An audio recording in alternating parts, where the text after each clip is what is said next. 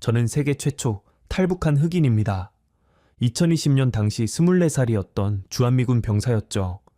그리고 저는 그해 여름 제 발로 북한 땅을 밟은 바보였습니다. 공포에 질린 24살 청년이 내린 최악의 선택. 그 대가로 저는 진짜 북한이라는 지옥을 보았고 기적적으로 살아 돌아왔습니다. 영하 25도, 얼어붙은 두만강 위를 기어가면서 저는 추위와 고통조차 느끼지 못했어요. 뒤에서 들려오는 경비대의 호루라기 소리, 총성이 울릴지도 모른다는 공포. 그런데 이상하게도 그 순간 제 머릿속엔 단 하나의 생각뿐이었습니다. 지옥에서 벗어나 한국으로 돌아가자. 현재 제 옆에는 한국인 아내가 앉아있고 한국인인 제 아내에게 번역을 부탁해 이 이야기를 전합니다. 이야기를 시작하기 전에 무료로 할 수 있는 구독 버튼과 좋아요를 눌러주시면 매일 감동적인 탈북 이야기를 들으실 수 있습니다. 그리고 어느 지역에서 이 사연을 듣고 계시는지 댓글로 남겨주시면 한 분 한 분 반갑게 인사드리겠습니다. 사연 시작합니다. 2020년 여름, 저는 경기도 평택에 있는 캠프 험프리스에서 근무하고 있었습니다. 고향 클리블랜드는 미국에서도 손꼽히게 가난한 동네예요. 제가 자란 골목에서는 마약상들이 대낮에 거래를 했고 총소리가 울려도 아무도 놀라지 않았죠. 어머니는 식당에서 하루 12시간씩 일했고 아버지는 제가 8살 때 어디론가 사라졌습니다. 형은 갱단에 들어갔다가 21살에 총에 맞아 죽었어요. 저는 그 동네를 벗어나고 싶었습니다. 대학에 갈 돈은 없었고 마땅한 기술도 없었죠. 그래서 고등학교를 졸업하자마자 육군에 입대했습니다. 군대가 저를 구원해 줄 거라고 믿었거든요. 처음 2년은 괜찮았어요. 훈련을 마치고 한국에 배치됐을 때 저는 정말 열심히 했습니다. 상관들도 저를 인정해줬고 진급도 순조로웠죠. 한국이라는 나라가 신기하기도 했어요. 깨끗하고 안전하고 사람들이 친절했거든요. 기지 밖으로 나가면 맛있는 음식이 넘쳐났고 서울 거리는 클리블랜드와는 다른 세상 같았습니다. 그런데 문제는 동료들이었어요. 제가 속한 부대에는 저처럼 가난한 동네 출신들이 많았습니다. 우리는 금방 친해졌고 처음에는 그냥 술을 마시고 노는 정도였죠. 그런데 어느 순간부터 선을 넘기 시작했어요. 기지 밖에서 싸움을 벌이고 물건을 훔치고 점점 더 심한 일들을 저질렀습니다. 저도 거기에 휩쓸렸어요. 아니, 솔직히 말하면 적극적으로 참여했습니다. 클리블랜드에서 배운 나쁜 습관들이 다시 고개를 들었던 거죠. 어린 시절 형이 하던 짓들을 저도 따라하기 시작했어요. 2020년 6월 일이 터졌습니다. 기지 내 군수품 창고에서 물건이 사라지는 사건이 연달아 발생했어요. 헌병대가 조사를 시작했고 CCT, 비기록과 증인들의 진술이 하나둘 모이기 시작했죠. 그리고 그 증거들은 전부 저와 제 동료 2명을 가리키고 있었습니다. 그것만이 아니었어요. 한 달 전에 있었던 폭행 사건도 재조사됐습니다.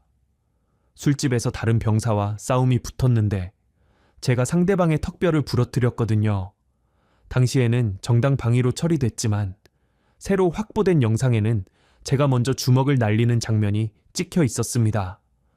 절도와 폭행. 군사재판에 회부되면 최소 5년은 군 교도소에서 썩어야 했어요. 변호사를 만났을 때 그는 제 눈을 똑바로 쳐다보며 말했습니다. 밀러 일병, 솔직히 말씀드릴게요. 상황이 매우 안 좋습니다. 증거가 확실하고 피해자 진술도 일관되어요. 유죄 판결은 거의 확정적이고 형량은 5년에서 7년 사이가 될 겁니다. 레버너스 교도소로 가게 될 가능성이 높아요. 레버너스. 그 이름을 듣는 순간 제 심장이 멈추는 것 같았습니다. 레버너스. 연방교도소는 미국에서 가장 악명 높은 군 교도소예요. 형이 들어갔던 민간 교도소보다 더 끔찍하다는 이야기를 들었거든요. 거기 들어가면 나올 때쯤엔 사람이 완전히 망가진다고 했습니다. 그날 밤부터 저는 잠을 이루지 못했어요. 막사 침대에 누워 천장을 바라보면 철창 뒤에 제 모습이 보였습니다. 5년, 7년, 30살이 돼서야 나올 수 있다는 거잖아요. 그것도 전과자 딱지를 달고, 불명예 제대를 당하고, 어머니 얼굴에 먹칠을 하고.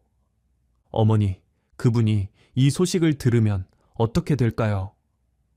평생을 악착같이 일하며 저를 키웠는데 결국 저도 형처럼 됐다는 걸 알게 되면, 그 생각을 하니까 숨을 쉴 수가 없었습니다. 저는 도망칠 곳을 찾기 시작했어요. 멕시코? 비행기 타는 순간 잡힐 거예요. 일본? 마찬가지죠.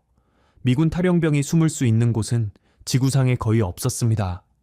미국의 손이 닿지 않는 곳, 미국이 절대 저를 데려갈 수 없는 곳. 그러다 미친 생각이 떠올랐습니다. 북한. 인터넷에서 과거 월북자들의 기사를 찾아봤어요. 1962, 연애 제임스 드레스녹이라는 미군이 북한으로 넘어갔다는 기록이 있더군요. 그는 거기서 영화 배우가 되고 결혼도 했대요. 북한이 월북 미군을 환대한다는 내용도 있었습니다. 제국주의를 버린 영웅으로 대접받는다고. 지금 생각하면 정말 한심하죠. 그때 저는 판단력을 완전히 잃은 상태였어요. 공포가 이성을 집어삼킨 거예요. 레버너스 교도소의 공포, 어머니의 실망한 얼굴, 5년이라는 시간. 그것들이 머릿속을 가득 채우니까 어떤 미친 선택도 합리적으로 보이기 시작했습니다. 북한에 가면 미국이 나를 데려갈 수 없어. 거기서 새 삶을 시작하면 되지 않을까. 어차피 여기서도 끝장인데 뭐라도 해보는 게 낫잖아. 6월 말, 저는 결심을 굳혔습니다. 마지막 외출 기회를 신청했어요. 재판이 시작되기 전까지는 아직 제한된 범위 내에서 외출이 허용됐거든요. 저는 DMJ 관광 프로그램에 등록했습니다. 판문점 JSA 투어, 군사분계선 바로 앞까지 갈 수 있는 유일한 합법적 방법이었죠. 투어 날짜가 다가오는 동안 저는 겉으로는 평소와 다름없이 행동했습니다. 아침에 일어나 훈련에 참가하고 식당에서 밥을 먹고 동료들과 농담을 주고받았어요. 그러면서 속으로는 이게 마지막이라고 생각했죠. 마지막으로 먹는 미국식 아침 식사, 마지막으로 입는 미군 군복, 마지막으로 보는 성조기. 7월 2일 투어 당일 아침, 저는 거울 앞에 섰습니다. 군복을 입은 24살 흑인 청년이 저를 쳐다보고 있었어요. 어머니를 닮은 눈, 아버지를 닮은 넓은 어깨, 형의 웃음을 닮은 입술. 제이슨, 너 뭐 하는 거야? 거울 속에 내가 묻는 것 같았습니다. 저는 대답하지 못했어요. 그냥 고개를 돌리고 방을 나섰습니다. 버스를 타고 판문점으로 향하는 동안 저는 창밖의 한국 풍경을 바라봤어요. 논밭, 작은 마을들, 고속도로 위의 자동차들. 평화로운 풍경이었죠. 이 사람들은 바로 옆에 북한이 있다는 사실을 어떻게 잊고 살 수 있을까, 그런 생각을 했던 것 같아요. 판문점에 도착했을 때 가이드가 주의사항을 설명했습니다. 절대 군사분계선을 넘지 마십시오. 북쪽을 향해 손짓하거나 말을 걸지 마십시오. 사진 촬영은 지정된 구역에서만. 저는 그 말을 듣는 척하면서 주변을 살폈어요. 경비 병력의 위치, 북한 쪽으로 가는 길, 분계선까지의 거리, 약 30m. 전력 질주하면 5, 초. 회의실 건물 안으로 들어갔을 때 제 심장은 미친 듯이 뛰고 있었습니다. 이 건물은 남과 북에 걸쳐 있어요. 방 한가운데 놓인 테이블이 군사분계선이죠. 북쪽 문으로 나가면 거긴 북한 땅입니다. 관광객들이 사진을 찍느라 정신없을 때 저는 북쪽 문 쪽으로 슬금슬금 움직였어요. 손잡이에 손이 닿았습니다. 차가웠어요. 철제 손잡이의 그 차가운 감촉을 저는 아직도 기억합니다. 뒤에서 가이드가 뭔가 말하는 소리가 들렸어요. 하지만 저는 돌아보지 않았습니다. 문을 밀었습니다. 햇빛이 쏟아졌어요. 북쪽의 햇빛. 그리고 20m 앞에 북한 군인들이 서 있었습니다. 그들의 표정이 아직도 눈에 선해요. 당황, 경계, 그리고 조금씩 퍼지는 웃음. 저는 두 손을 들고 그들을 향해 걸어갔습니다. 저는 미국 군인입니다. 귀순을 원합니다. 뒤에서 누군가 소리쳤어요. 스탑, 스탑. 미군 경비병의 목소리였죠. 하지만 저는 멈추지 않았습니다. 북한 군인들이 저를 향해 달려왔어요. 총을 겨누면서. 하지만 저를 쏘지는 않았습니다. 대신 제 팔을 잡고 건물 뒤쪽으로 끌고 갔죠. 뒤를 돌아봤을 때 남쪽의 미군 병사들이 총을 겨눈 채 서 있는 게 보였습니다. 하지만 그들도 쏘지 못했어요. 이미 저는 북한 땅에 있었으니까. 저는 선을 넘었습니다. 그리고 그 순간 이상하게도 안도감이 밀려왔어요. 이제 레버너스는 없어. 재판도 없어. 미국의 손이 닿지 않는 곳에 왔어.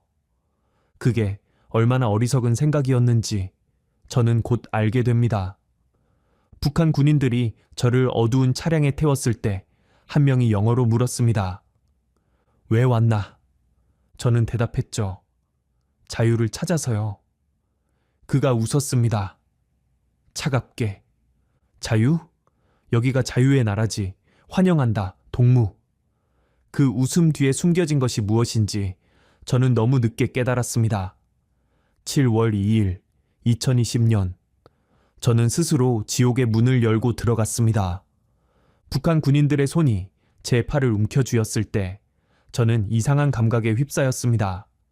모든 것이 슬로우 모션처럼 느려졌어요.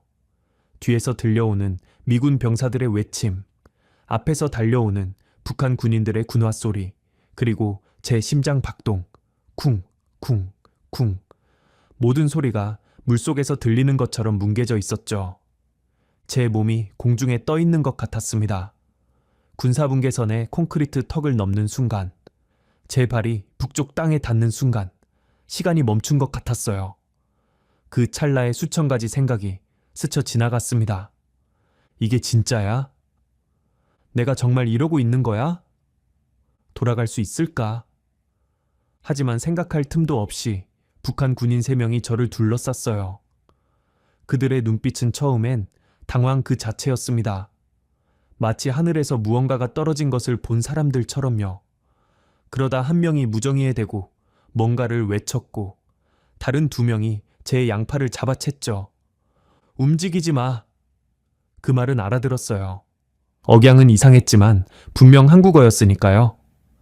저는 두 손을 높이 든 채 고개를 끄덕였습니다. 그때 뒤를 돌아봤어요. 남쪽 하늘이 보였습니다. 7월의 맑은 하늘, 뭉게구름 몇 조각, 그리고 군사분계선 너머로 보이는 미군과 한국군 병사들. 그들이 총을 겨눈 채 서 있었지만 쏘지는 못했어요. 이미 저는 북한 땅에 있었으니까. 한 미군 병사의 얼굴이 아직도 기억나요. 백인 병사였는데 아마 저보다 1~2살 어렸을 거예요. 그의 표정은 뭐라고 해야 할까요? 분노도 아니고 슬픔도 아니고 그냥 믿을 수 없다는 표정이었어요. 마치 저 미친놈이 진짜 저러네 라고 말하는 것 같았죠. 그게 제가 본 마지막 자유의 풍경이었습니다. 남쪽의 하늘, 남쪽의 구름, 남쪽의 사람들. 저는 그것들을 뒤로하고 북쪽으로 끌려갔어요. 북한 군인들은 저를 회의실 뒤편의 건물로 데려갔습니다. 거기서 검은색 군용 차량이 대기하고 있었어요. 창문이 없는 밴이었는데 안은 깜깜했죠. 차에 태워지기 전에 한 장교가 다가왔어요. 그의 영어는 어눌했지만 알아들을 수 있었습니다. 미국 군인 맞나?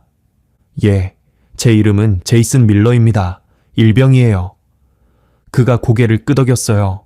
그리고 뭔가를 부하에게 지시했죠. 부하가 달려가더니 서류 같은 것을 들고 왔습니다. 왜 왔나? 저는 미리 준비해둔 대답을 했어요. 인터넷에서 읽은 과거 월북자들의 말을 참고해서 만든 대답이었죠. 저는 미국의 제국주의에 환멸을 느꼈습니다. 조선민주주의인민공화국에서 새로운 삶을 시작하고 싶습니다. 장교의 눈이 반짝였어요. 하지만 그 반짝임이 기쁨인지 의심인지 그때는 분간할 수 없었습니다. 좋다, 환영한다, 동무. 그가 제 어깨를 두드렸어요. 그 손길이 따뜻하게 느껴졌죠. 적어도 그 순간에는요. 차 안에서 저는 눈가리개를 씌웠습니다. 그리고 얼마나 달렸는지 모르겠어요. 1시간? 2시간? 길은 울퉁불퉁했고 차는 여러 번 멈췄다 다시 출발했습니다. 가끔 밖에서 검문하는 듯한 목소리가 들렸어요. 눈가리개가 벗겨졌을 때 저는 어떤 건물 앞에 서 있었습니다. 회색 콘크리트 건물이었어요. 창문은 있었지만 전부 철창이 쳐져 있었죠. 주변에는 높은 담장이 둘러져 있었고 담장 위에는 철조망이 빙 둘러 있었습니다. 경비병들이 곳곳에 서 있었고요. 여기가 어디지? 나중에 안 사실이지만 그곳은 평양 외곽에 있는 보위부 산하 특수시설이었어요. 외국인 귀순자들을 심사하고 교육하는 곳이라고 했습니다. 처음 이 주일은 나쁘지 않았어요. 제가 배정받은 방은 생각보다 깨끗했습니다. 침대가 있었고 책상이 있었고 심지어 화장실도 딸려 있었죠. 식사는 하루 3끼 제공됐는데 밥과 김치, 생선 같은 것들이었어요. 미군 기지 식당보다 못했지만 감옥 음식을 예상했던 저로서는 놀라운 대우였죠. 담당자라는 사람이 붙었어요. 40대 초반으로 보이는 남자였는데 자신을 김동무라고 소개했습니다. 그의 영어는 꽤 유창했어요. 밀러 동무, 편히 지내라. 여기는 동무의 새 조국이다. 그는 매일 저를 찾아와 이야기를 나눴어요. 미국에서의 생활, 군대에서의 경험, 가족 이야기. 저는 솔직하게 말했습니다. 가난한 동네에서 자랐다는 것, 형이 총에 맞아 죽었다는 것, 군대에서 문제를 일으켰다는 것. 김동무는 고개를 끄덕이며 들었어요. 가끔은 동정하는 표정을 짓기도 했죠. 미국은 흑인들에게 잔인한 나라지. 동무는 거기서 고생했구나. 여기서는 다르다. 조선은 모든 인민이 평등한 나라야. 그 말이 위로가 됐어요. 적어도 그때는요. 하지만 이상한 점들이 하나둘 눈에 들어오기 시작했습니다. 제 방문은 밖에서만 잠글 수 있었어요. 화장실에는 창문이 없었죠. 매일 같은 시간에 복돼서 발소리가 들렸는데 제 방 앞에서 잠시 멈췄다가 지나갔습니다. 누군가 저를 감시하고 있다는 걸 깨닫는 데는 오래 걸리지 않았어요. 그리고 김동무의 질문이 점점 구체적으로 변하기 시작했습니다. 밀러 동무, 캠프 험프리스의 지휘 체계를 설명해 줄 수 있나? 그 질문이 나온 건 열흘째 되던 날이었어요. 저는 잠시 멈칫했습니다. 지휘 체계요? 그래, 누가 기지 사령관이고 밑에 어떤 부대들이 있는지. 동무는 거기서 근무했으니까 잘 알 거 아닌가. 저는 아는 대로 말했어요. 사실 대단한 정보는 아니었죠.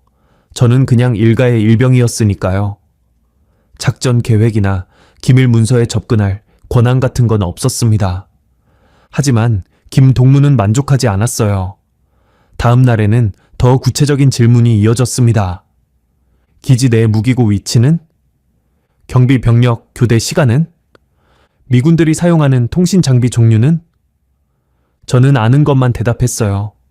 모르는 건 모른다고 했죠.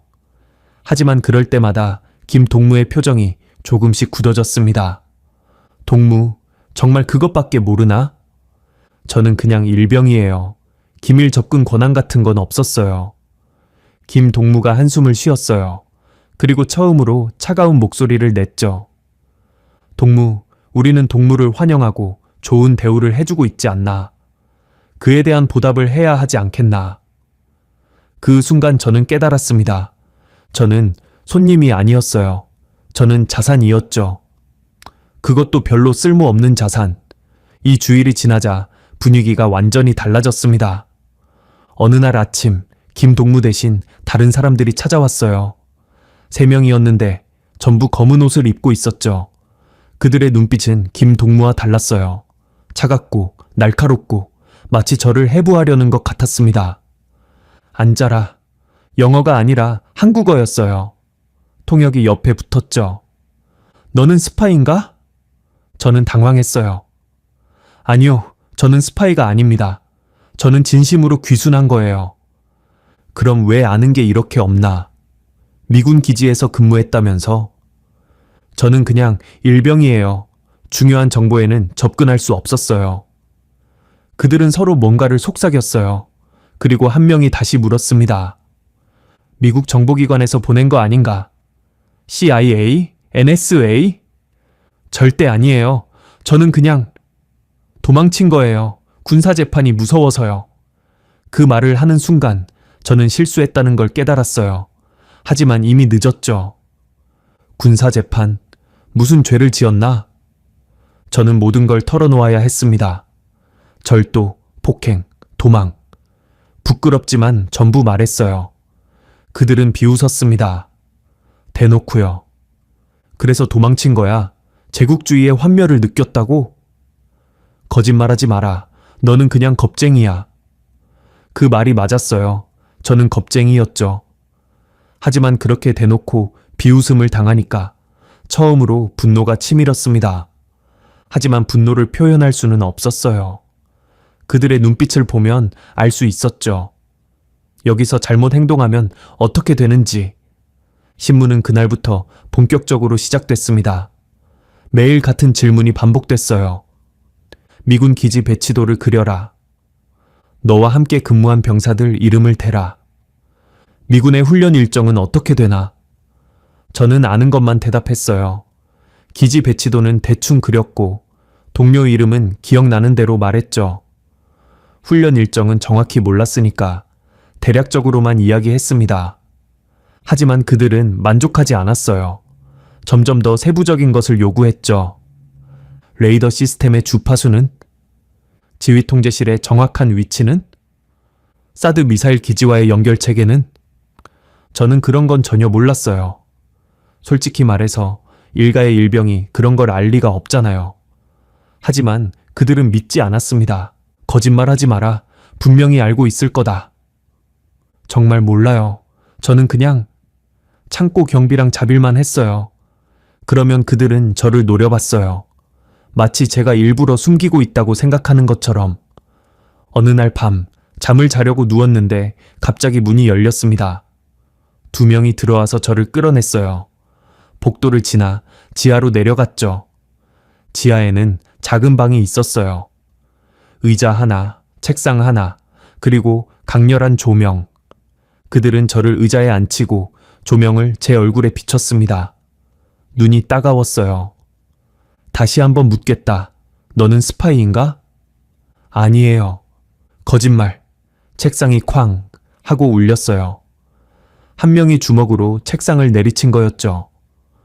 우리는 미국 스파이들의 수법을 잘 안다. 평범한 병사인 척하면서 잠입하는 거지. 솔직히 말해라. 저는 울기 시작했어요. 정말 무서웠거든요. 24년 인생에서 그렇게 무서웠던 적이 없었습니다. 형이 죽었을 때도, 군사재판 통보를 받았을 때도 그때만큼 무섭지는 않았어요. 제발. 저는 정말 스파이가 아니에요. 저는 그냥 바보예요. 겁쟁이 바보. 레버너스가 무서워서 도망친 겁니다. 그게 다예요. 그들은 한참 동안 저를 쳐다봤어요. 그리고 서로 뭔가를 이야기했죠. 저는 한국어를 못 알아들었지만 표정으로 대충 짐작할 수 있었습니다. 이놈은 진짜 아무것도 모르는 바보구나.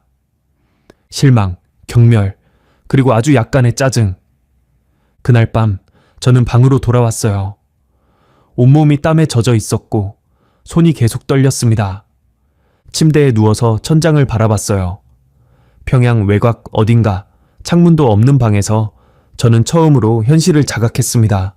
돌아갈 수 없어. 남쪽으로도 미국으로도. 저는 스스로 모든 길을 끊어버렸어요. 여기서 어떻게 되는 거지? 그 질문에 대한 답을 저는 곧 알게 됩니다. 그리고 그 답은 제가 상상했던 것보다 훨씬 끔찍했어요. 김동무가 며칠 후에 다시 나타났습니다. 이번에는 웃고 있었어요. 하지만 그 웃음이 예전과는 달랐죠. 따뜻함이 없었습니다. 밀러 동무, 좋은 소식이 있다. 저는 기대 반 두려움 반으로 그를 쳐다봤어요. 당에서 동무의 앞날을 결정했다. 동무는 조선의 영화에 출연하게 될 거다. 영화요? 그래, 미제국주의의 만행을 고발하는 영화. 동무 같은 미국인이 직접 출연하면 효과가 있을 거 아닌가. 그는 그게 영광이라고 말했어요. 조선인민의 교양 사업에 기여하는 거라고. 하지만 저는 알 수 있었습니다. 그건 영광이 아니었어요. 그건 처분이었죠. 쓸모없는 자산을 그나마 쓸데가 있는 곳에 배치하는 것. 저는 정보원이 아니라 광대가 될 운명이었습니다. 7월 2일에 저는 선을 넘었어요. 그리고 그 대가를 치르기 시작한 건 그로부터 정확히 2주일 후였습니다. 지옥의 문이 열리고 있었어요. 저는 아직 그 안에 뭐가 있는지 몰랐죠. 곧 알게 되겠지만요. 2020년 7월 말 저는 새로운 시설로 이송됐습니다. 평양에서 차로 1시간쯤 걸리는 곳이었어요. 이번에도 눈가리개를 씌웠기 때문에 정확한 위치는 알 수 없었죠.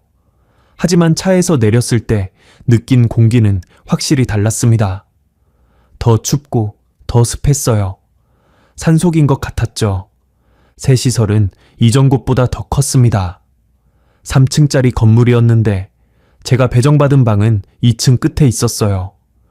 방은 전보다 좁았고 창문은 있었지만 철창과 불투명 유리로 막혀 있어서 밖을 볼 수 없었습니다. 첫날 밤 저는 이상한 소리에 잠을 깼어요. 비명이었습니다. 어디선가 들려오는 사람의 비명. 남자인지 여자인지 구분이 안 됐어요. 그냥 고통에 찬 외침이었죠. 몇 초간 이어지다가 뚝 끊겼습니다. 그리고 다시 정적. 저는 침대에서 일어나 문 쪽으로 다가갔어요. 귀를 대고 들어봤지만 복도는 조용했습니다. 마치 아무 일도 없었던 것처럼. 꿈이었나? 아니었어요.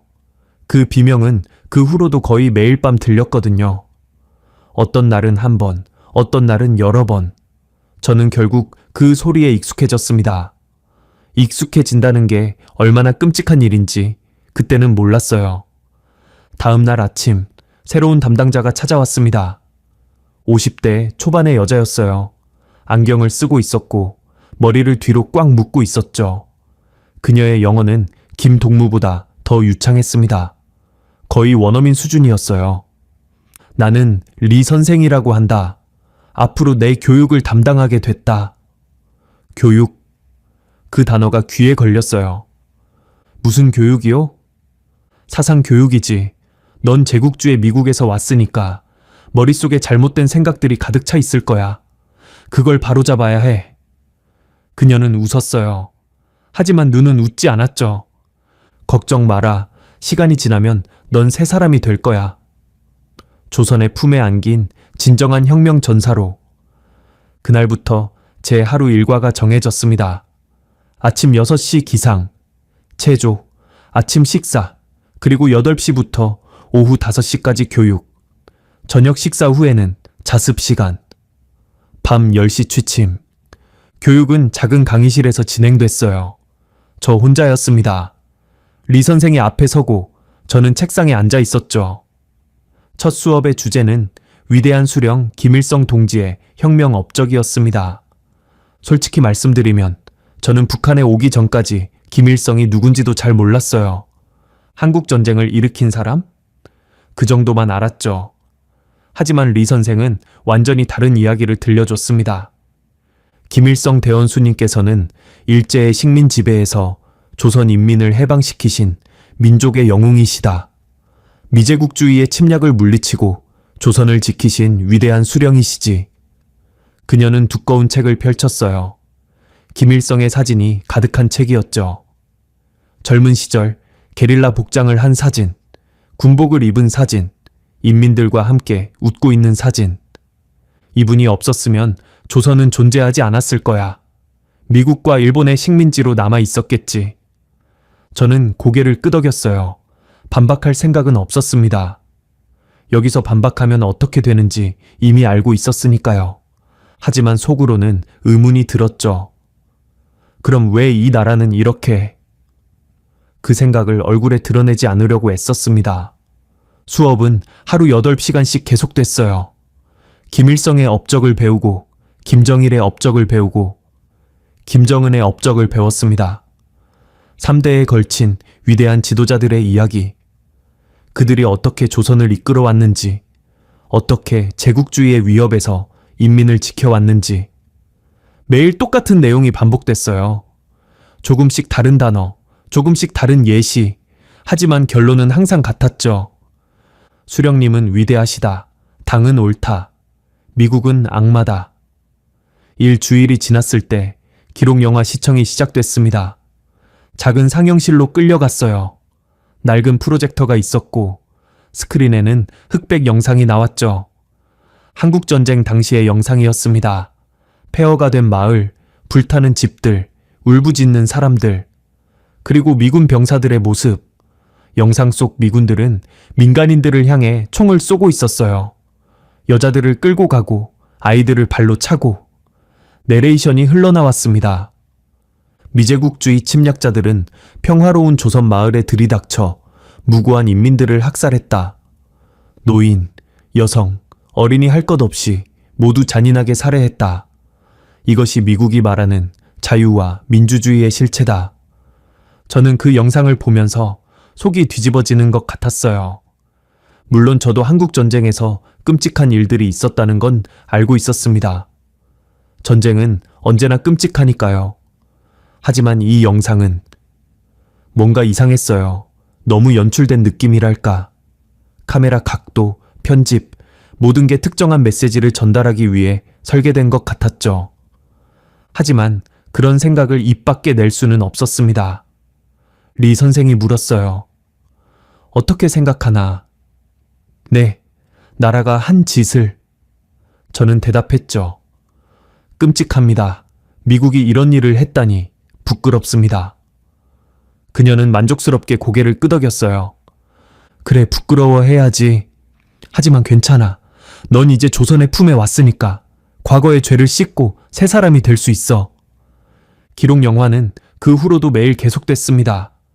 한국전쟁, 베트남전쟁, 이라크전쟁, 미국이 세계 곳곳에서 저지른 만행들. 어떤 건 진짜 있었던 일이었고 어떤 건 과장되었거나 조작된 것 같았어요. 하지만 저는 구분할 방법이 없었습니다.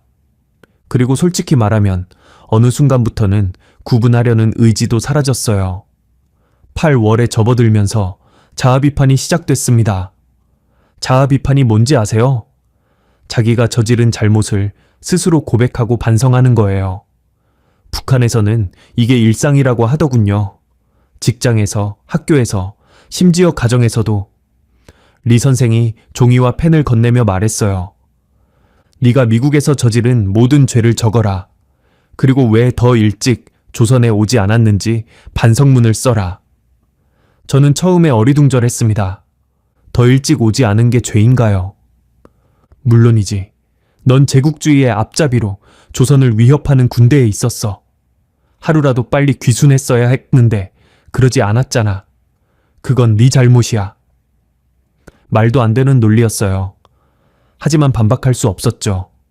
저는 반성문을 썼습니다. 나는 미제국주의의 침략 군대에서 복무하면서 조선 인민을 위협하는 죄를 저질렀습니다. 더 일찍 눈을 떠서 조선의 품으로 오지 못한 것을 깊이 반성합니다.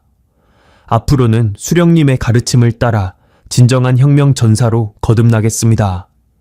리 선생은 제 반성문을 읽고 고개를 저었어요. 진심이 안 느껴져. 다시 써. 저는 다시 썼습니다. 더 과장된 표현으로, 더 비굴한 문장으로. 그래도 부족하다고 했어요. 3번, 4번, 5번. 결국 12번째에서야 통과됐습니다. 그 과정에서 저는 뭔가를 깨달았어요. 그들이 원하는 건 제 진심이 아니었습니다. 그들이 원하는 건 제 굴복이었어요. 제가 완전히 무너져서 그들의 말을 앵무새처럼 따라하게 만드는 것. 그게 목적이었죠. 잠을 제대로 잘 수 없게 된 건 8월 중순부터였습니다. 밤마다 들려오는 비명소리, 낮 동안의 강도 높은 교육, 그리고 끊임없는 자아 비판. 제 정신은 점점 무너져 내리고 있었어요. 창문 없는 방에서 시간 감각을 잃어갔습니다. 아침인지 밤인지, 무슨 요일인지, 며칠이 지났는지. 리 선생이 알려주지 않으면 알 수 없었어요. 한 번은 리 선생에게 물었습니다. 오늘이 며칠이에요?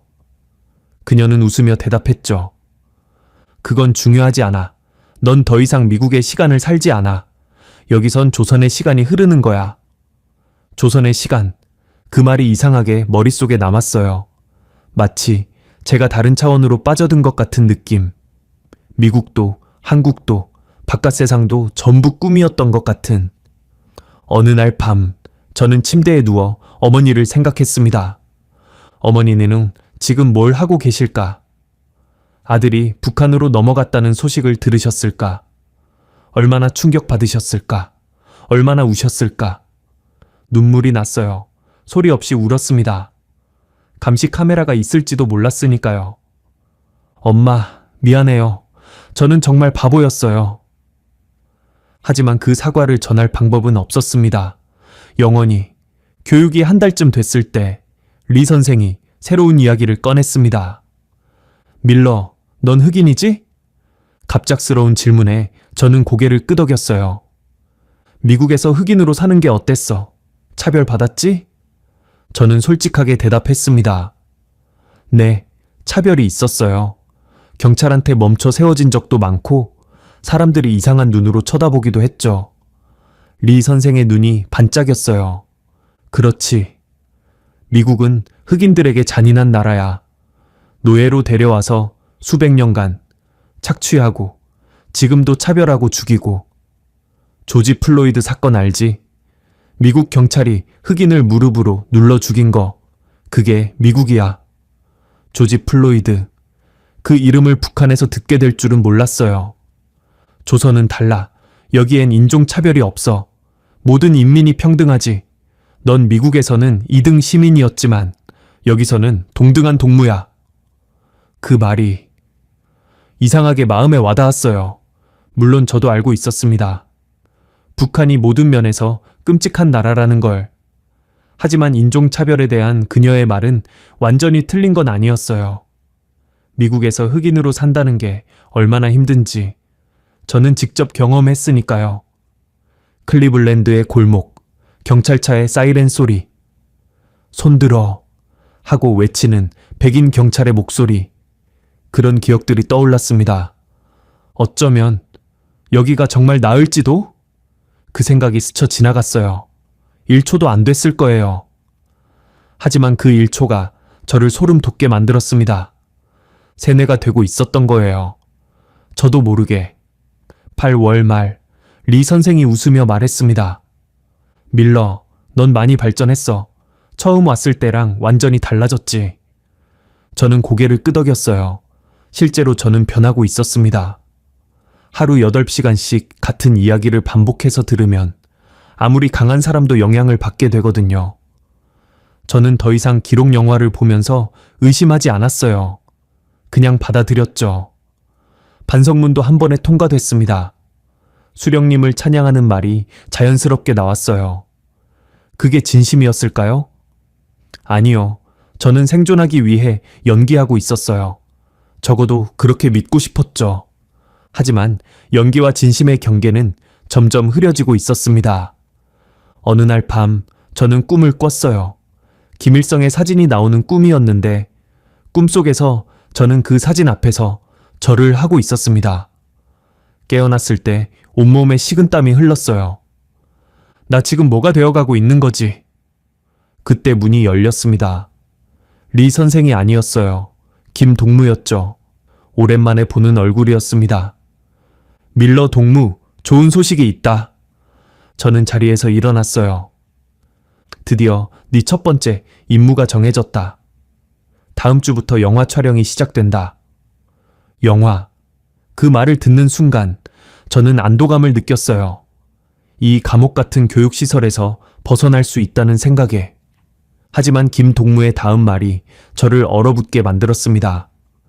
동무는 미제 침략군 역할을 맡게 될 거야. 조선 마을을 학살하는 미군 병사. 어울리지 않나? 그가 웃었어요. 이번에도 그 차가운 웃음.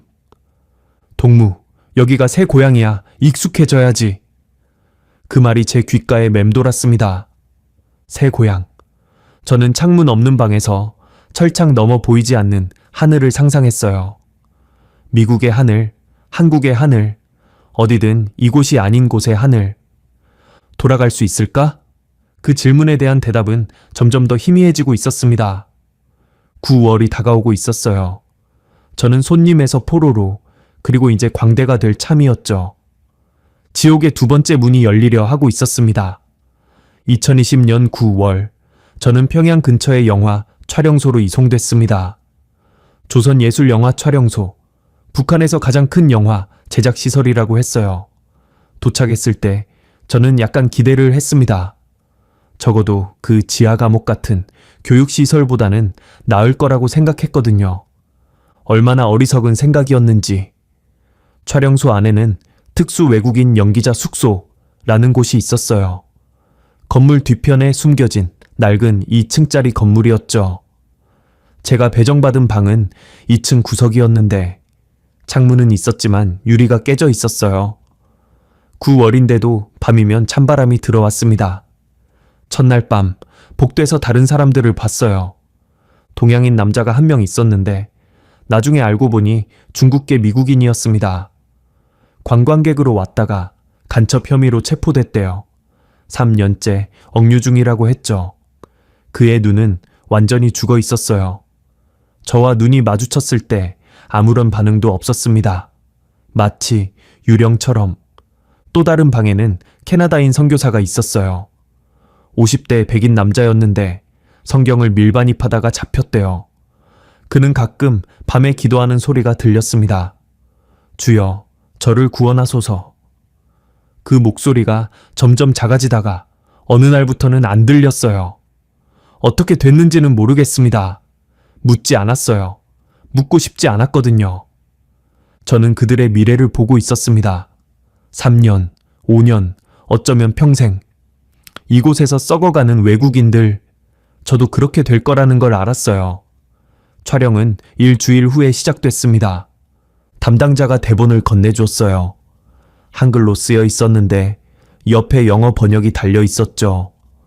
제목은 미제의 만행이었습니다. 줄거리는 이랬어요. 한국전쟁 당시 평화로운 조선 마을에 미군이 쳐들어옵니다.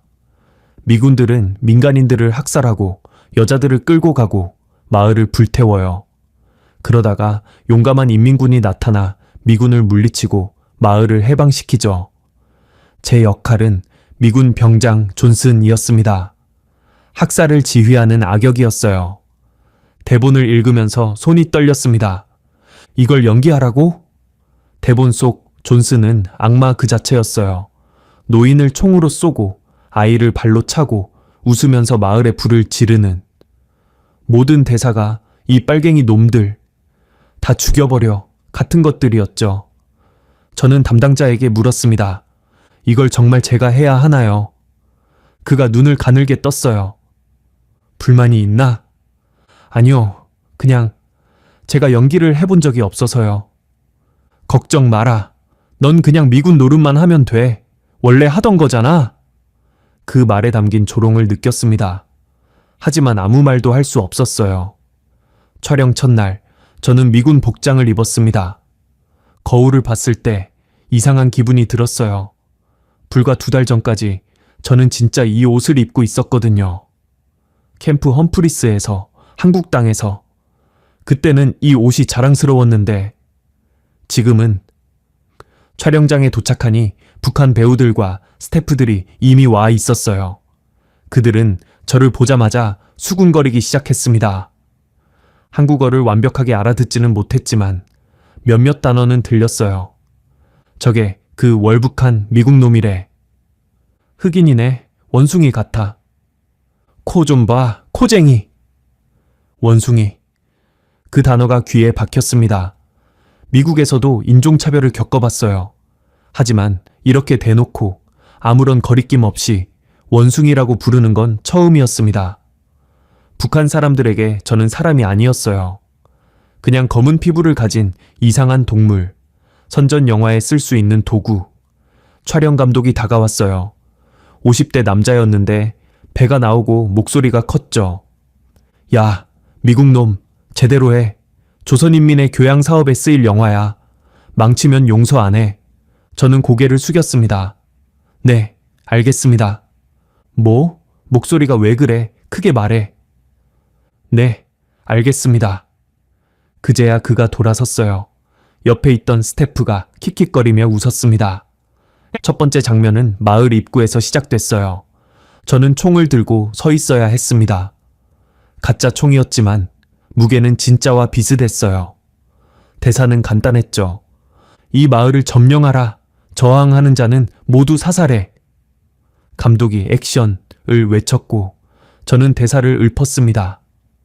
컷. 감독이 의자에서 벌떡 일어났어요. 뭐야 그게? 더 사악하게. 넌 미제 침략자야. 조선 인민을 죽이러 온 악마라고. 저는 다시 했습니다. 더 크게, 더 사악한 표정으로. 컷. 안 돼. 감독이 저에게 성큼성큼 다가왔어요. 그리고 아무런 예고 없이 제 뺨을 때렸습니다. 찰싹. 뺨이 얼얼했어요. 주변의 모든 스태프와 배우들이 지켜보고 있었지만 아무도 말리지 않았습니다. 오히려 몇몇은 웃고 있었죠. 연기를 못하면 맞아야 정신 차리지. 다시. 저는 다시 했습니다. 10번, 20번. 그때마다 감독은 고함을 지르고 가끔 손찌검을 했어요. 점심시간이 됐을 때 북한 배우들은 따뜻한 밥과 반찬을 먹었습니다. 저에게 주어진 건 찬 옥수수죽 한 그릇이었어요. 외국인 배우는 이거 먹어. 감시원이 던지듯 건넸습니다. 저는 그걸 받아들고 구석에 앉아 먹었어요. 배우들이 킥킥거리는 소리가 들렸습니다. 원숭이가 밥 먹는 거 봐. 저는 고개를 숙인 채 죽을 삼켰습니다. 눈물이 날 것 같았지만 참았어요. 여기서 울면 더 비웃음을 살 테니까. 촬영은 2주일 동안 계속됐습니다. 매일 아침 6시에 일어나서 촬영장으로 갔어요. 미군 복장을 입고 학살자 연기를 하고 욕을 먹고 때로는 맞았죠. 점심과 저녁은 옥수수죽 한 그릇씩. 밤에는 깨진 창문으로 들어오는 찬바람을 맞으며 잠들었습니다. 9월 말이 되자 날씨가 급격히 추워졌어요. 북한의 가을은 한국보다 훨씬 빨리 찾아오더군요. 숙소에는 난방이 없었습니다. 담요 한 장으로 버텨야 했어요. 어느 날 밤 너무 추워서 잠을 잘 수 없었습니다. 이불을 뒤집어 쓰고 웅크리고 있는데 손가락 끝이 저려왔어요. 동상 초기 증상이었죠. 이러다 죽겠구나. 진지하게 그런 생각이 들었어요. 다음 날 아침 저는 감시원에게 말했습니다. 저기, 방이 너무 춥습니다. 난방을 좀... 감시원이 저를 노려봤어요. 뭐? 불만이야? 아니요, 그냥 너무 추워서. 영광스러운 조선에 왔으니 감사해야지. 미국에서는 흑인들이 거리에서 얼어 죽잖아. 여긴 그래도 지붕이 있어. 저는 더 말하지 못했습니다. 그날 밤 방은 여전히 얼음장 같았어요. 10월 초 클라이맥스 장면을 촬영하게 됐습니다. 제가 조선 마을 사람들을 학살하는 장면이었어요. 엑스트라 배우들이 마을 주민 역할을 맡았는데 그들은 제발 살려주세요 라고 외치고 저는 그들을 향해 총을 쏘는 척 해야 했죠. 가짜 혈액이 터지고 사람들이 쓰러지고 저는 그 위에 서서 웃어야 했어요. 대본에 존슨, 사악하게 웃는다 라고 쓰여 있었거든요. 그런데 그 장면을 찍는 동안 갑자기 눈물이 났습니다. 제가 왜 울었는지 모르겠어요. 아마 모든 게 한꺼번에 밀려왔던 것 같아요. 이 상황의 부조리함, 제가 여기 있다는 현실, 가족들 생각, 미래에 대한 절망, 전부 카메라가 돌아가는 동안 제 눈에서 눈물이 흘러내렸습니다. 컷! 감독이 소리쳤어요. 저는 또 맞겠구나 하고 몸을 움츠렸죠. 그런데 감독의 반응이 달랐습니다. 좋아, 아주 좋아. 그가 손뼉을 치며 다가왔어요. 저것 봐. 미제 살인마가 죄책감에 눈물을 흘리고 있어. 이게 바로 내가 원하던 거야. 제국주의자도 양심이 있다는 걸 보여주는 장면이지. 그는 카메라맨에게 소리쳤습니다. 저 눈물 클로즈업해. 아주 좋은 장면이야. 저는 눈물을 흘리면서 그 말을 듣고 있었어요. 제 고통이, 제 절망이 그들에게는 그냥 좋은 장면이었습니다. 선전 영화의 한 부분, 미제국주의의 사악함을 보여주는 소품. 그 순간 뭔가가 제 안에서 바뀌었어요. 분노였습니다. 지금까지 저는 두려움에 짓눌려 있었어요. 여기서 어떻게든 살아남아야 한다는 생각, 그래서 시키는 대로 해야 한다는 생각. 하지만 그 순간 분노가 두려움을 삼켜버렸습니다. 나는 원숭이가 아니야. 나는 그들의 광대가 아니야. 나는 여기서 나가야 해. 눈물이 멈췄어요. 대신 제 눈에는 다른 것이 담겼습니다. 결의, 탈출하겠다는 결의. 감독은 그걸 눈치채지 못했어요. 그냥 좋아, 좋아 하면서 촬영을 계속했죠. 하지만 저는 알고 있었습니다. 그날부터 제 안에서 뭔가가 바뀌었다는 걸. 그날 밤 숙소로 돌아와서 침대에 누웠습니다. 찬바람이 깨진 창문으로 들어왔지만 이상하게 덜 춥게 느껴졌어요. 제 안에 불이 붙었거든요. 탈출해야 해. 어떻게 아직 몰랐어요. 하지만 방법을 찾을 거였습니다. 미국이 싫어서 온 거였죠. 군사재판이 무서워서, 레버너스가 무서워서. 하지만 북한은 비교도 안 됐어요. 레버너스가 천국처럼 느껴질 정도로 내가 미쳤었구나. 그 생각이 선명하게 들었습니다. 24살 청년의 어리석은 결정. 그 대가로 저는 지옥에 떨어졌어요. 하지만 아직 끝난 게 아니었습니다. 살아서 나가야 해. 어떻게든. 저는 눈을 감았어요. 내일부터 방법을 찾기 시작할 거였습니다. 촬영장에서, 숙소에서, 어디서든 탈출할 수 있는 실마리를. 찬바람이 불어왔지만 저는 처음으로 따뜻함을 느꼈습니다. 희망이었어요. 아주 작은, 하지만 분명한. 2020년 12월, 월북한 지 5달이 지났습니다. 북한의 겨울은 제가 상상했던 것보다 훨씬 혹독했어요. 오하이오도 춥기로 유명하지만 이건 차원이 달랐습니다. 영하 20도가 기본이었고 바람까지 불면 체감 온도는 영하 30도 아래로 떨어졌죠. 숙소에 깨진 창문은 여전히 그대로였어요. 담요를 창문에 대고 막아봤지만 소용없었습니다. 찬바람은 어디서든 비집고 들어왔죠. 손가락과 발가락은 항상 저렸고 어떤 날은 감각이 완전히 사라지기도 했어요. 하지만 저는 포기하지 않았습니다. 탈출, 그 생각이 저를 살게 했어요. 매일 밤 잠들기 전에 되뇌었죠. 나갈 거야. 반드시 나갈 거야. 문제는 방법이었습니다. 어떻게? 실마리는 예상치 못한 곳에서 왔어요. 12월 중순, 영화 촬영팀이 새로운 장소로 이동하게 됐습니다. 평양 근처가 아니라 더 북쪽이었어요. 함경북도 어딘가라고 했죠. 겨울 배경의 전투 장면을 찍어야 한다면서요. 버스를 타고 6시간을 달렸습니다. 창밖으로 보이는 풍경이 점점 황량해졌어요. 산이 높아지고 마을이 드물어지고 눈이 쌓인 들판만 끝없이 펼쳐졌죠. 도착한 곳은 작은 마을이었어요. 이름은 기억나지 않습니다. 그냥 촬영 현장이라고만 불렀거든요. 우리는 폐교로 보이는 건물에 짐을 풀었습니다. 그날 저녁, 저는 화장실을 가겠다고 했어요. 감시원이 따라오려 했지만 제가 배가 아파서 오래 걸릴 것 같다고 하자 귀찮은 표정을 지으며 물러났습니다. 빨리 해 라는 말과 함께요.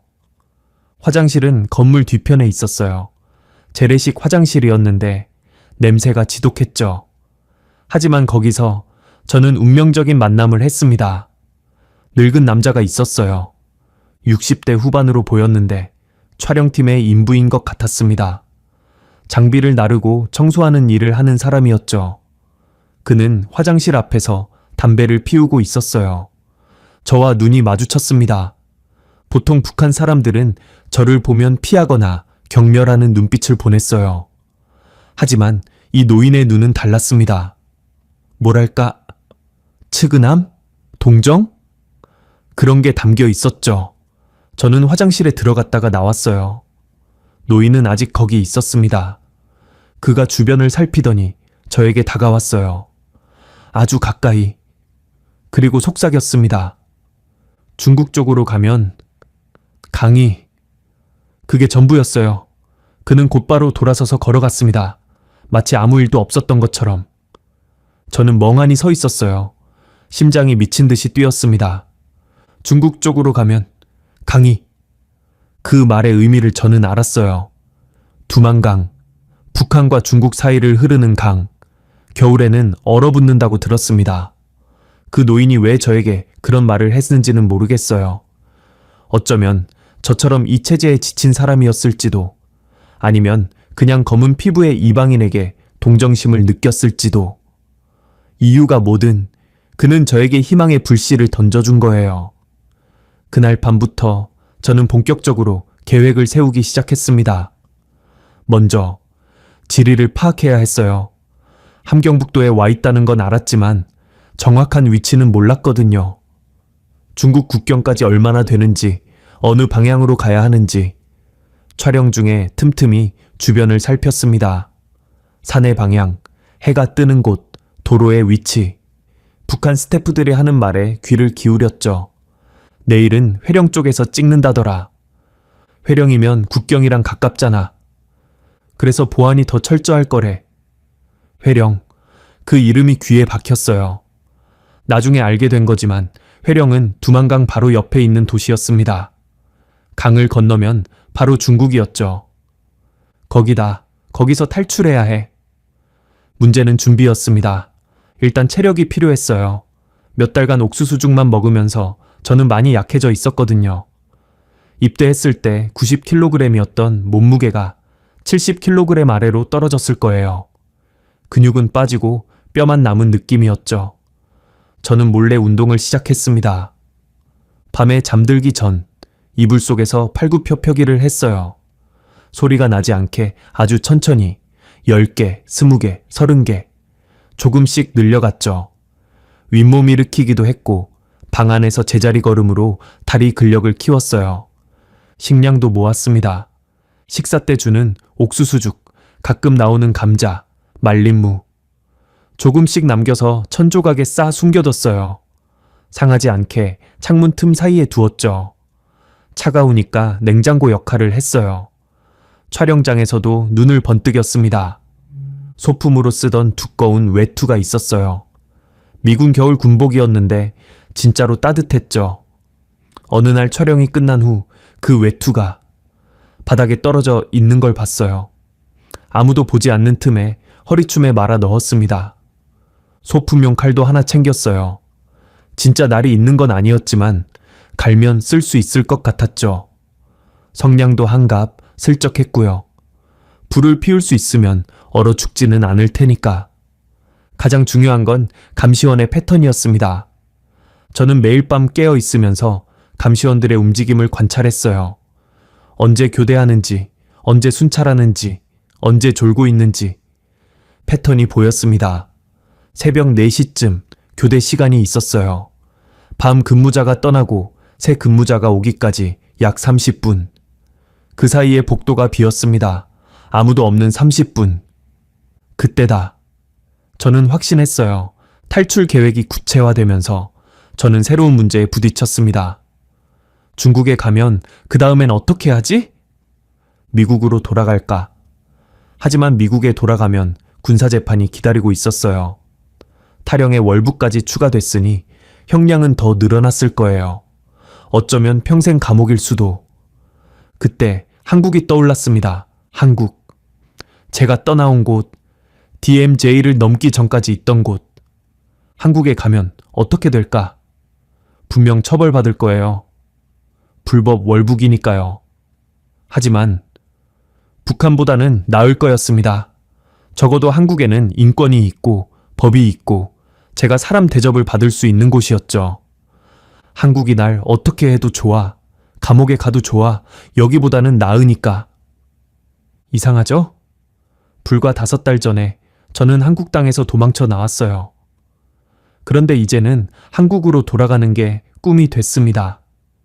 중국에 가면 한국 영사관을 찾을 거예요. 무작정 찾아가서 사정을 말하면 어떻게든 되겠지. 최소한 북한으로 돌려보내지는 않을 거야. 계획이 완성됐습니다. 1. 새벽 4시 교대 시간에 숙소 탈출. 2. 회령 방향으로 이동, 두만강 찾기. 3. 얼어붙은 강을 건너 중국으로. 4. 한국 영사관 찾아가기. 간단해 보이지만 각 단계마다 죽을 수 있었어요.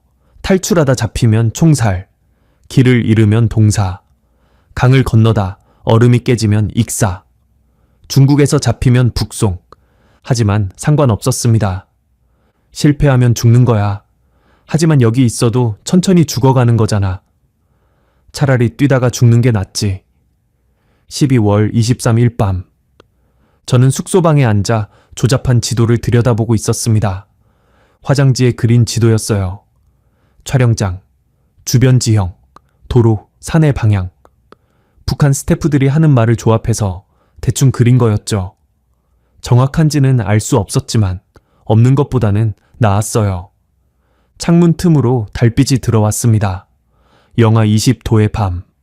바람이 울부짖는 소리가 들렸어요. 저는 지도를 접어 품에 적어넣었습니다. 그리고 작게 중얼거렸어요. I'm getting out of here. 여기서 나갈 거야. 영어로 말한 건 오랜만이었어요. 몇 달 동안 한국어 아니면 북한식 조선어만 들었거든요. 제 모국어가 낯설게 느껴질 정도로. 하지만 그 말을 내뱉는 순간 뭔가 확실해졌습니다. 저는 아직 저였어요. 세뇌당하지 않았어요. 원숭이가 아니었어요. 광대가 아니었어요. 저는 제이슨 밀러, 오하이오 클리블랜드 출신, 24살. 바보 같은 결정을 했지만 그래도 살아있는 사람. 한 번 더 선을 넘는 거야. 이번엔 반대 방향으로. 7월에 저는 남쪽에서 북쪽으로 선을 넘었어요. 자유에서 감옥으로. 이제 반대로 갈 차례였습니다. 북쪽에서 남쪽으로, 감옥에서 자유로. 촬영팀은 며칠 후에 회령 근처로 이동할 예정이었어요. 국경과 가장 가까운 곳, 저의 마지막 기회. 저는 침대에 누워 눈을 감았습니다. 내일부터 최종 준비를 할 거예요. 외투를 다시 확인하고, 식량을 점검하고, 체력을 아끼고. 그리고 적절한 때가 오면 뛸 거예요. 죽을 수도 있어요. 아니, 죽을 확률이 훨씬 높겠죠. 하지만 괜찮았습니다. 적어도 무릎 꿇고 죽지는 않을 거니까. 달빛이 방 안을 비췄습니다. 저는 그 빛을 바라보며 생각했어요. 저 달은 한국에서도 보이겠지. 미국에서도, 중국에서도. 같은 달 아래에서 어머니도 지금쯤 하늘을 보고 계실까요? 아들이 살아있는지 죽었는지도 모른 채. 엄마, 조금만 기다려요. 살아서 돌아갈게요. 아니, 적어도 살아서 연락할게요. 그 약속을 지킬 수 있을지는 몰랐어요. 하지만 약속이 있으면 힘이 났습니다. 저는 눈을 감았어요. 며칠 후면 모든 게 결정될 거였습니다. 삶이냐 죽음이냐, 자유냐 영원한 감옥이냐. 저는 자유를 선택할 거예요. 다시 한번. 2021년 1월 3일. 그날이 왔습니다. 촬영팀은 회령 근처의 작은 마을로 이동했어요. 국경에서 불과 10여 킬로미터 떨어진 곳이었죠. 숙소는 낡은 농가 건물이었는데 저는 2층 다락방에 배정됐습니다. 창문 밖으로 멀리 산이 보였어요. 그 산 너머가 중국이라는 걸 저는 알고 있었습니다. 밤이 됐을 때 저는 모든 것을 점검했어요. 품에 숨긴 외투, 주머니 속에 말린 감자와 옥수수, 허리춤에 찬 칼, 성냥 한 갑, 화장지에 그린 지도, 그리고 가장 중요한 것, 살아남겠다는 의지. 저는 침대에 누워 시간이 흐르기를 기다렸습니다. 눈을 감았지만 잠은 오지 않았어요. 심장이 너무 빨리 뛰었거든요. 쿵, 쿵, 쿵. 온몸에서 그 소리가 들리는 것 같았죠. 복도에서 감시원의 발소리가 들렸어요. 자정쯤 한 번, 2시쯤 한 번. 저는 숨을 죽이고 그 소리를 들었습니다. 3시 30분. 저는 조용히 일어났어요. 이불 안에 베개를 뭉쳐 넣어 누워있는 것처럼 보이게 했죠. 어두운 방에서는 구분이 안 될 거였습니다. 외투를 입었어요. 주머니를 확인했고요. 모든 게 제자리에 있었습니다. 문에 귀를 대고 복도 소리를 들었어요. 조용했습니다. 3시 50분. 저는 문을 열었습니다. 복도는 깜깜했어요. 비상등 하나만 희미하게 켜져 있었죠. 저는 벽에 붙어서 천천히 움직였습니다. 발소리가 나지 않게 발끝으로 걸었어요. 계단이 나왔고 한 칸씩 조심스럽게 내려갔죠. 나무 계단이라 삐걱거릴까봐 난간 쪽으로 체중을 실었습니다. 1층에 도착했을 때 감시원 방에서 코 고는 소리가 들렸어요. 교대 시간까지 아직 10분 정도 남았습니다. 뒷문을 찾았어요. 부엌을 지나면 밖으로 나갈 수 있는 문이 있었거든요. 손잡이를 잡았을 때 손이 떨렸습니다. 문이 열렸어요. 바깥에 차가운 공기가 얼굴을 때렸습니다. 영하 25도. 숨을 쉴 때마다 코털이 얼어붙는 느낌이었어요. 저는 밖으로 나갔습니다. 그리고 뛰기 시작했어요. 눈바 위를 달리는 건 상상 이상으로 힘들었습니다. 발이 무릎까지 빠졌어요. 한 걸음 내디딜 때마다 허벅지에 힘을 줘야 했죠. 몇 분 만에 숨이 턱까지 차올랐습니다. 하지만 멈출 수 없었어요. 마을을 벗어나자 논밭이 펼쳐졌습니다. 전부 눈으로 덮여 있어서 하얀 바다 같았어요. 달빛이 비쳐서 앞이 보였지만 동시에 제 모습도 눈에 띄기 쉬웠죠. 저는 최대한 빨리 달렸습니다. 산을 향해, 산 너머의 강을 향해 얼마나 달렸을까요? 1시간? 2시간? 시간 감각이 없었어요. 그냥 앞으로, 앞으로, 앞으로. 다리가 풀리기 시작했을 때 저는 나무 뒤에 숨어 잠시 쉬었습니다. 숨을 고르면서 주머니에서 말린 감자를 꺼내 씹었어요. 딱딱했지만 칼로리가 필요했거든요. 그때 뒤에서 소리가 들렸습니다. 호루라기 소리, 멀리서 하지만 분명히 들렸어요. 삐익! 길게 울리는 호루라기. 알아챘구나. 심장이 멎는 것 같았어요.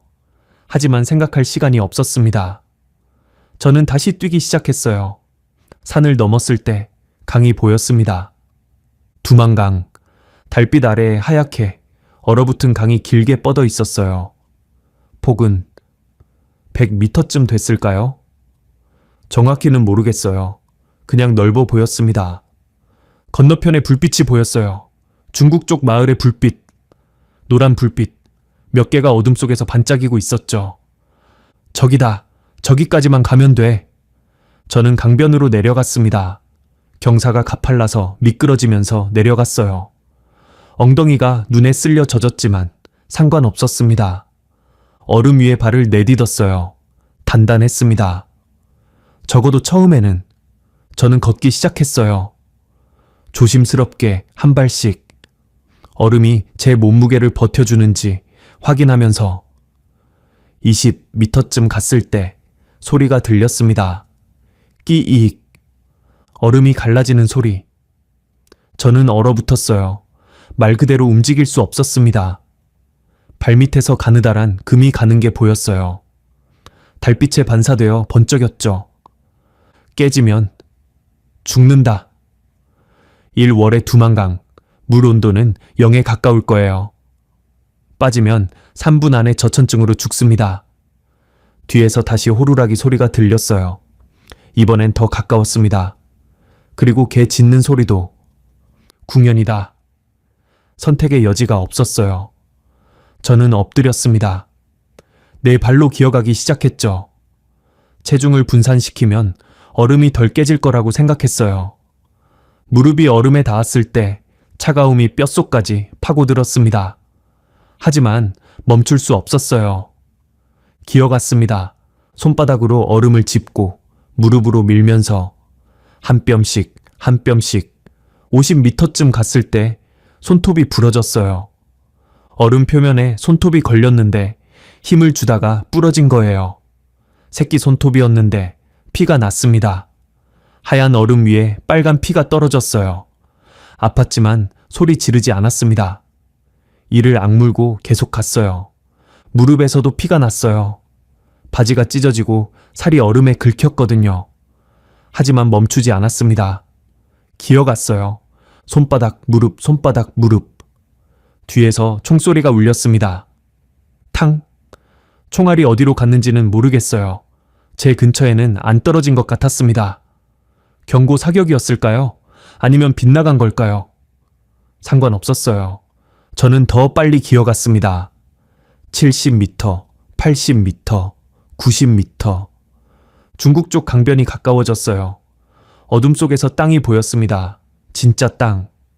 눈 덮인 언덕. 마지막 힘을 짜냈어요. 팔이 터질 것 같았고 다리는 이미 감각이 없었습니다. 하지만 기어갔어요. 그리고 마침내 제 손이 눈 덮인 땅을 짚었습니다. 중국 땅. 저는 강변으로 기어 올라갔어요.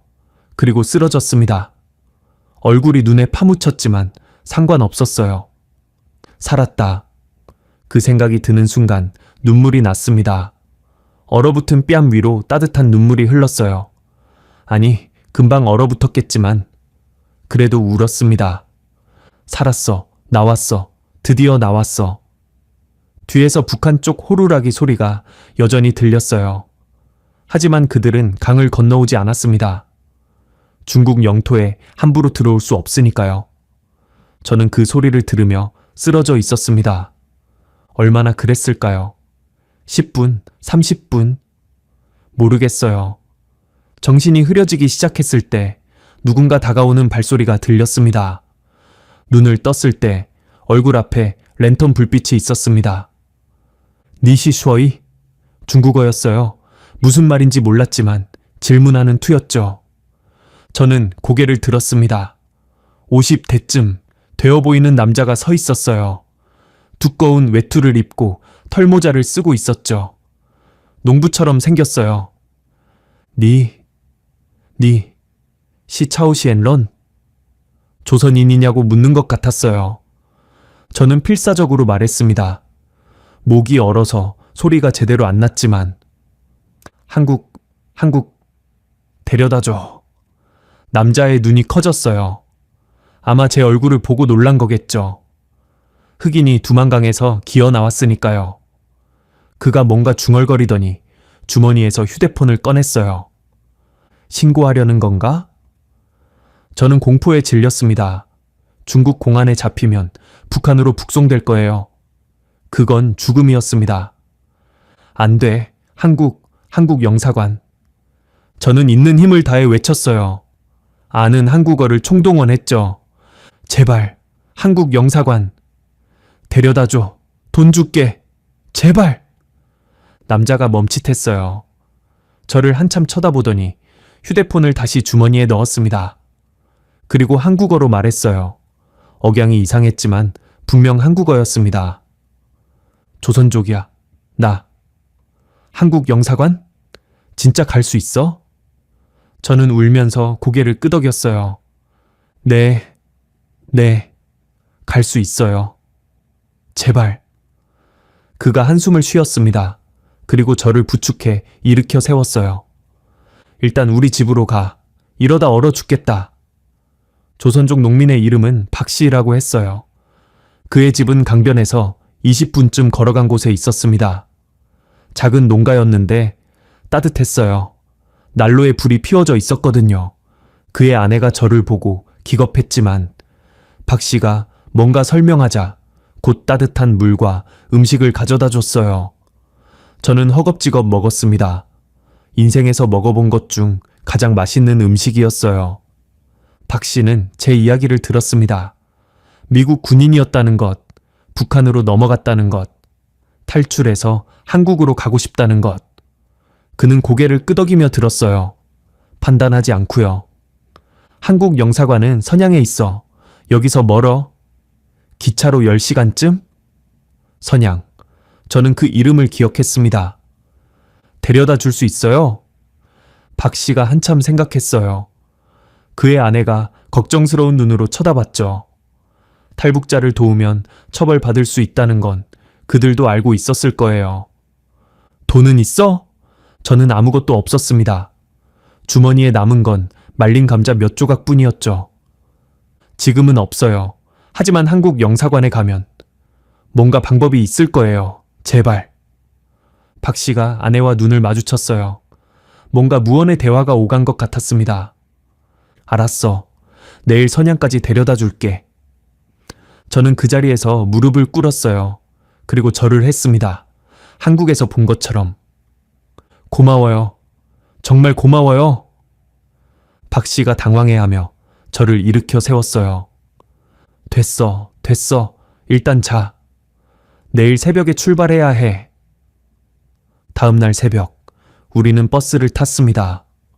박 씨가 제 옆에 앉았어요. 저는 그가 준 모자를 푹 눌러 쓰고 고개를 숙이고 있었죠. 검은 피부가 눈에 띄지 않게 버스 안에서 박 씨가 작게 말했어요. 공안이 검문하면 너는 내 사촌이야. 아프리카에서 온 노동자라고 해. 알겠어? 저는 고개를 끄덕였습니다. 다행히 검문은 없었어요. 10시간 동안 버스가 덜컹거리며 달렸고 저는 대부분 자는 척하고 있었습니다. 선양에 도착했을 때는 해가 지고 있었어요. 박 씨가 저를 건물 앞까지 데려다 줬습니다. 대한민국 영사관, 태극기가 입구에 걸려 있었어요. 그 깃발을 보는 순간 눈물이 났습니다. 여기야, 들어가. 저는 박 씨를 돌아봤어요. 어떻게 감사를 드려야 할지. 그가 손을 저었습니다. 됐어, 잘 살아. 그게 보답이야. 그리고 그는 돌아서서 걸어갔어요. 저는 그의 뒷모습을 한참 바라봤습니다. 이름도 제대로 못 물어봤는데, 연락처도 모르는데. 하지만 그는 사라졌습니다. 선양의 인파 속으로. 저는 영사관 문을 향해 걸어갔어요. 경비원이 저를 막아섰습니다. 무슨 일이십니까? 저는 영어로 말했어요. 한국어로는 복잡한 설명이 안 됐거든요. My name is Jason Miller. I'm an American soldier. I defected to North Korea in July last year. I escaped and I need help. 경비원의 표정이 굳었어요. 그는 곧바로 무정의로 뭔가를 말했고 몇 분 후에 정장 입은 사람들이 나왔습니다. 그 후로는 모든 게 빠르게 진행됐어요. 저는 영사관 안으로 안내됐습니다. 따뜻한 방에서 질문을 받았죠. 신원 확인, 월북 경위, 탈출 과정. 저는 모든 걸 솔직하게 말했어요. 미국 대사관에도 연락이 갔습니다. 미국 측에서 저를 데려가겠다고 했어요. 탈영병이니까 본국 송환이 원칙이라고. 하지만 저는 거부했습니다. 한국에서 처벌받고 싶습니다. 담당자가 의아한 표정을 지었어요. 미국으로 돌아가면 군사재판을 받게 될 텐데요. 한국에 남으면 알아요. 그래도 한국이요. 저는 설명했습니다. 저는 한국 땅에서 북한으로 넘어갔어요. 그건 한국에 대한 범죄이기도 해요. 저는 그 대가를 치르고 싶습니다. 여기서. 그게 진짜 이유의 전부는 아니었어요. 솔직히 말하면 저는 미국이 두려웠습니다. 레버너스 교도소. 5년, 7년, 어쩌면 더. 거기 들어가면 살아나올 수 있을까? 한국은 적어도 제가 아는 곳이었어요. 짧은 시간이었지만 여기서 살았고 여기 사람들을 만났고 낯설지 않았죠. 그리고 무엇보다 저는 한국에 빚을 졌다고 느꼈어요. 이 나라를 배신하고 떠났으니까 그 빚을 갚고 싶었습니다. 일주일 후 저는 비행기에 탔습니다. 선양에서 인천으로 가는 비행기. 창가 자리에 앉았어요. 비행기가 이륙했을 때 저는 창밖을 바라봤습니다. 중국의 불빛들이 점점 작아지고 어둠 속으로 사라졌어요. 그리고 2시간 후 저 아래로 불빛의 바다가 펼쳐졌습니다. 서울, 인천, 한국의 밤. 이게 자유의 빛이구나. 북한에서 봤던 어둠이 떠올랐어요. 밤이 되면 전기가 끊겨 칠흑 갔던 마을들. 평양조차 희미한 불빛 몇 개만 있었죠. 하지만 여기는 불빛이 끝없이 펼쳐져 있었어요. 도로 위의 자동차 불빛, 건물의 창문 불빛, 가로등 불빛. 사람들이 살아있다는 증거, 자유롭게 살아있다는 증거. 저는 또 울었습니다. 비행기 안에서. 옆에 앉은 한국 정부 관계자가 당황했지만 저는 그냥 울었어요. 돌아왔어. 드디어. 인천공항에 도착했을 때 환영 인파는 없었습니다. 대신 수갑이 기다리고 있었어요. 경찰이 저에게 다가왔습니다. 수갑을 채우면서 말했죠. 제이슨 밀러 씨, 당신을 국가보안법 위반 및 불법 월북 혐의로 체포합니다. 차가운 금속이 손목에 감겼어요. 하지만 이상하게도 두렵지 않았습니다. 오히려 안도감이 들었어요. 이제 대가를 치를 차례라는 걸 알았으니까. 숨지 않아도 된다는 것, 도망치지 않아도 된다는 것. 그게 오히려 마음 편했습니다. 저는 고개를 끄덕이며 말했어요. 네, 알겠습니다. 경찰차에 실려가면서 저는 창밖의 서울 거리를 바라봤습니다. 넌사인, 걸어가는 사람들, 편의점 불빛, 평범한 풍경이었어요. 하지만 저에게는 세상에서 가장 아름다운 풍경이었습니다. 2021년 봄, 저는 법정에 섰습니다. 서울중앙지방법원. 방청석에는 기자들이 가득했어요. 월북했다가 탈북한 미군이라는 제목이 뉴스에 나왔거든요. 세계적으로도 화제가 됐다고 들었습니다. 저는 피고인석에 앉아 판사를 바라봤어요. 양복을 입고 있었는데 북한에서 입던 누더기와는 차원이 달랐죠. 깨끗하고 따뜻하고 사람 옷이었습니다. 혐의는 여러 가지였어요. 국가보안법 위반, 불법 월북, 군사기밀 누설 가능성. 검찰은 징역 5년을 구형했습니다. 제 변호사가 변론을 했어요. 저의 어리석음, 북한에서 겪은 일들, 탈출 과정, 그리고 진심, 어린 참후회. 저는 변호사의 말을 들으면서 고개를 숙이고 있었습니다. 그리고 마지막 진술 기회가 왔어요. 판사가 물었습니다. 피고인, 마지막으로 하고 싶은 말이 있습니까? 저는 자리에서 일어났어요. 다리가 떨렸지만 꿋꿋이 섰습니다. 재판장님, 저는 변명하지 않겠습니다. 법정이 조용해졌어요. 2020년 7월, 저는 이 나라 땅에서 북쪽으로 넘어갔습니다. 겁이 나서요. 제가 저지른 잘못의 대가가 두려워서 도망쳤습니다. 그게 얼마나 어리석은 선택이었는지 저는 6개월 동안 뼈저리게 깨달았습니다. 저는 잠시 숨을 골랐어요. 저는 지옥을 보고 왔습니다. 진짜 지옥이요. 사람이 사람 취급을 받지 못하는 곳, 자유가 뭔지 아예 모르는 곳, 숨 쉬는 것조차 허락받아야 하는 곳. 거기서 저는 원숭이라고 불렸고 광대처럼 이용당했고 얼어 죽을 뻔했습니다. 방청석에서 웅성거리는 소리가 들렸어요. 그리고 그제야 알았습니다. 한국이 얼마나 소중한 나라인지. 제가 당연하게 여겼던 것들, 따뜻한 밥, 자유롭게 말할 수 있는 것, 거리를 걸을 수 있는 것, 그게 전부 기적이었다는 걸요. 저는 판사를 똑바로 바라봤습니다. 저는 이 나라에 죄를 지었습니다. 어떤 처벌이든 달게 받겠습니다. 다만 한 가지만 말씀드리고 싶어요. 저는 다시 태어났습니다. 두만강을 건너 중국 땅에 발을 디딘 그 순간 저는 새 사람이 됐어요. 그리고 이 나라가 저를 다시 받아줬습니다. 그 은혜를 평생 갚으며 살겠습니다. 저는 고개를 숙였어요. 이상입니다. 판결은 일주일 후에 나왔습니다.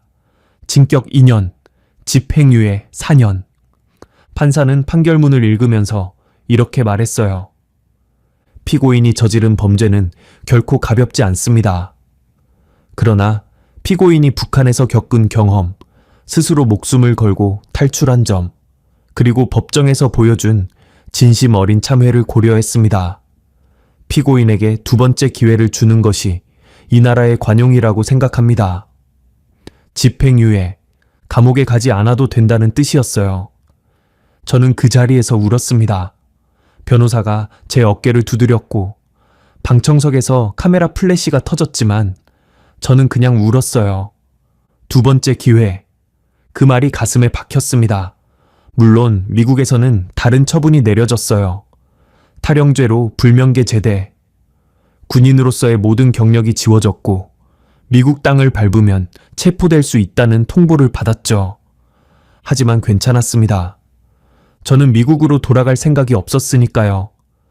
2021년 여름부터 저는 한국에서 새 삶을 시작했습니다. 먼저 한국어를 배웠어요. 탈북민 지원센터에서 무료 수업이 있었거든요.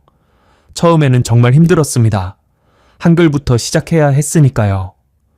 G, N, D, R. 초등학생처럼 글자부터 배웠죠. 하지만 포기하지 않았어요. 매일 3시간씩 공부했습니다. 단어장을 만들어 들고 다녔고, TV도 한국 프로그램만 봤어요. 1년이 지나니까 일상 대화는 어느 정도 가능해졌습니다. 한국어를 배우면서 저는 이 나라를 더 깊이 이해하게 됐어요. 뉴스에서 하는 말, 사람들이 주고받는 농담, 노래 가사.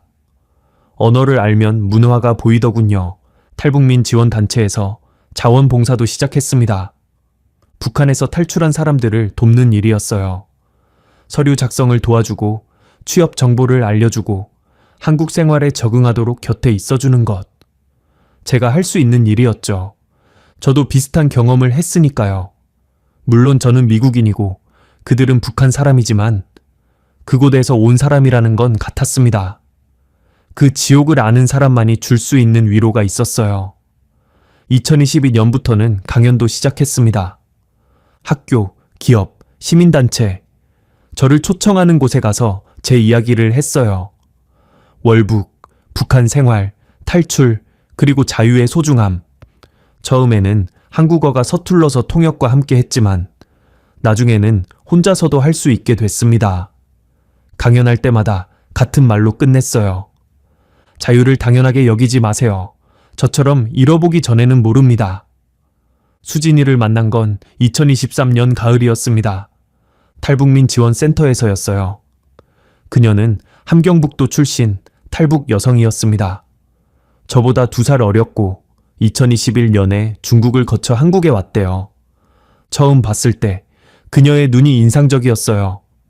슬픔이 담겨 있었지만 동시에 강인함도 있었죠.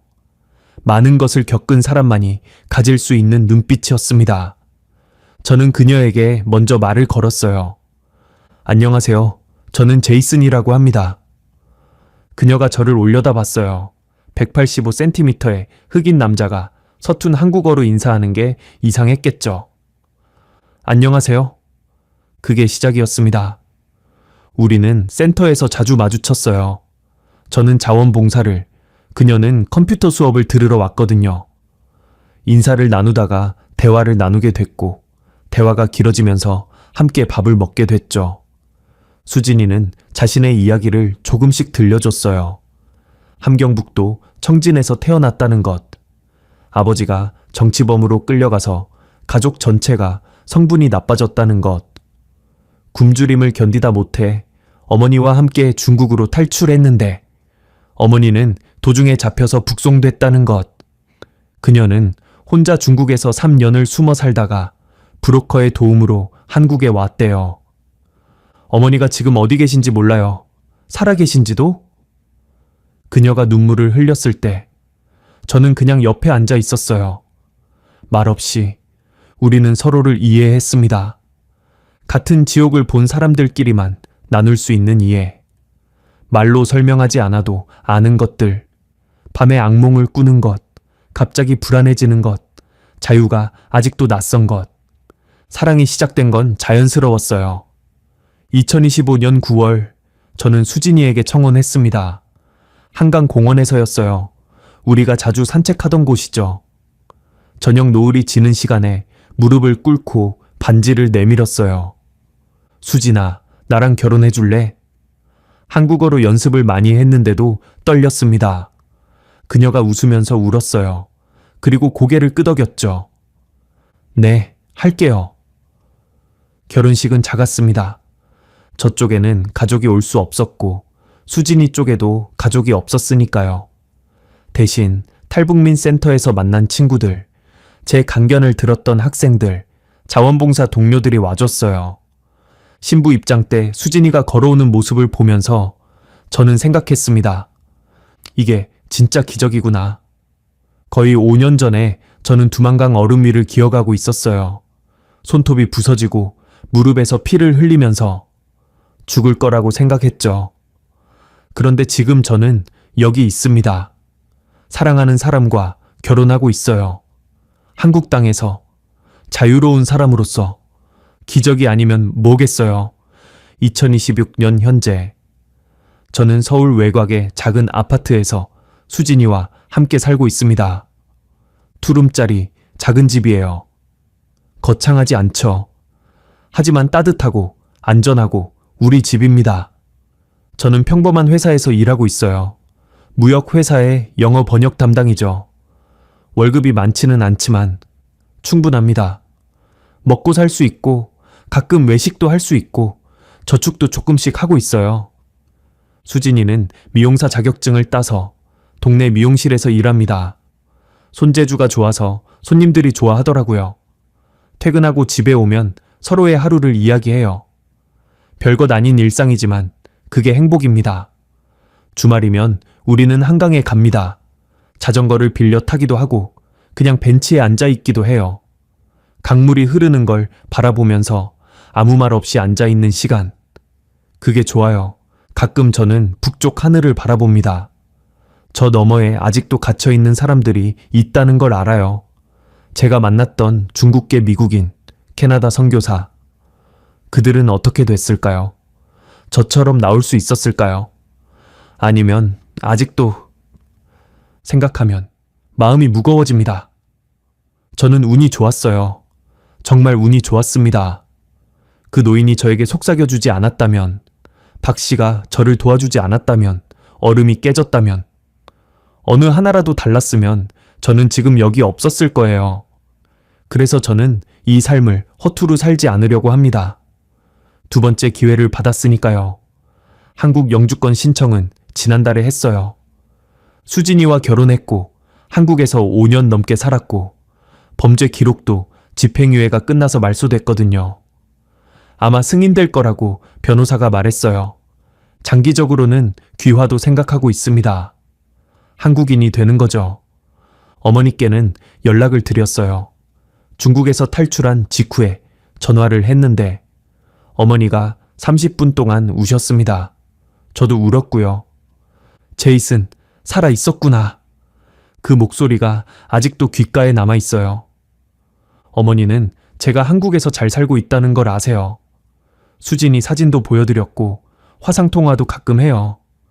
언젠가 한국에 오시면 좋겠는데 아직 건강이 안 좋으셔서 먼 여행이 힘드시대요. 네가 행복하면 그걸로 됐어, 아들아. 어머니는 그렇게 말씀하셨어요. 이 이야기를 들어주셔서 감사합니다.